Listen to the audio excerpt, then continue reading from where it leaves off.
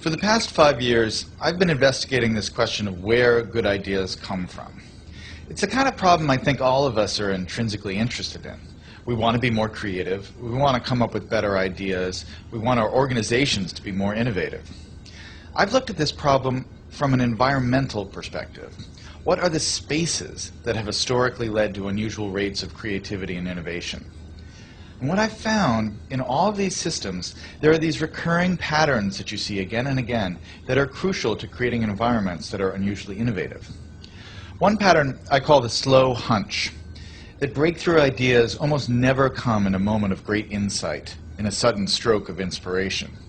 Most important ideas take a long time to evolve, and they spend a long time dormant in the background.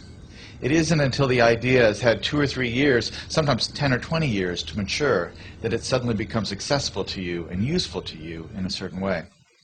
And this is partially because good ideas normally come from the collision between smaller hunches, so that they form something bigger than themselves.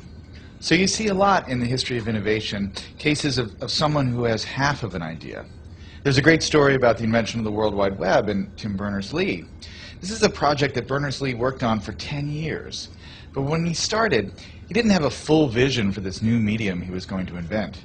He started working on one project as a side project to help him organize his own data. He scrapped that after a couple years, and he started working on another thing.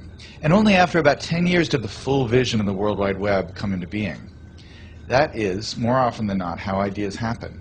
They need time to incubate, and they spend a lot of time in this partial hunch form. The other thing that's important when you think about ideas this way is that when ideas take form in this hunch state, they need to collide with other hunches. Oftentimes, the thing that turns a hunch into a real breakthrough is another hunch that's lurking in somebody else's mind.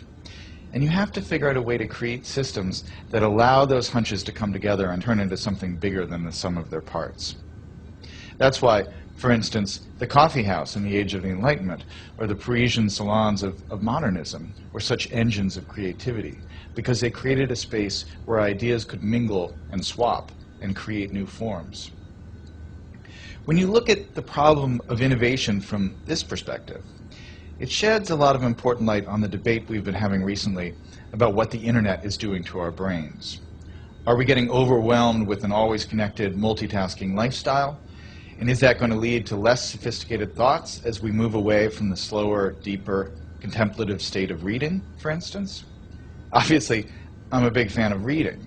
But I think it's important to remember that the great driver of scientific innovation and technological innovation has been the historic increase in connectivity, in our ability to reach out and exchange ideas with other people, and to borrow other people's hunches and combine them with our hunches and turn them into something new.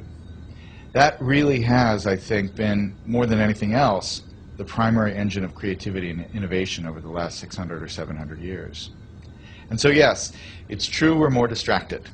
But what has happened that is really miraculous and marvelous over the last 15 years is that we have so many new ways to connect and so many new ways to reach out and find other people who have that missing piece that will complete the idea we're working on, or to stumble serendipitously across some amazing new piece of information that we can use to build and improve our own ideas. That's the real lesson of where good ideas come from, that chance favors the connected mind.